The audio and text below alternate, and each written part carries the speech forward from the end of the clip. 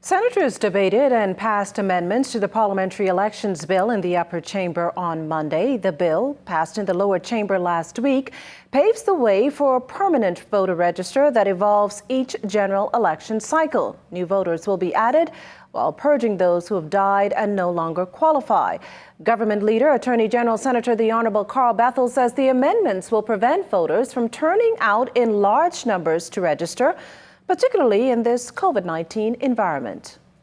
The only persons who would ordinarily need to be added to or have some changes affected based upon the bulk of nearly 80% of voters being already captured on the register would be persons who have turned 18 since the last election, who would be first-time registrants, and persons who may have moved to another constituency or who may have moved elsewhere in another polling division in the same constituency.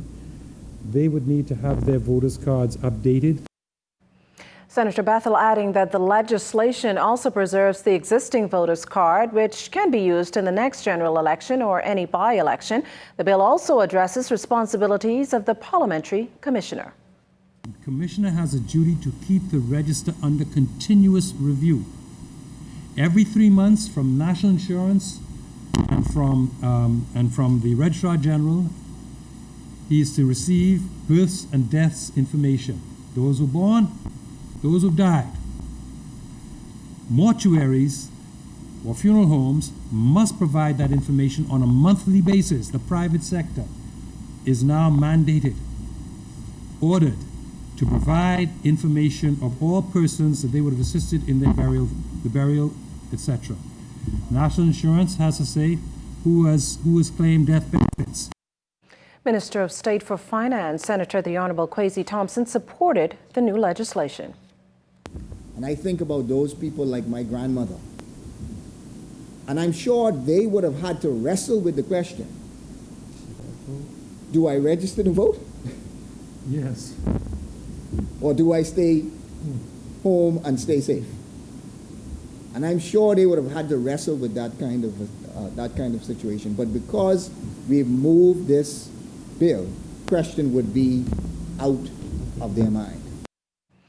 Leader of Opposition Business in the upper chamber, Senator Fred Mitchell, in his contribution to debate on amendments to the Parliamentary Elections Act, raised a number of concerns relating to the changing of boundaries ahead of a general election.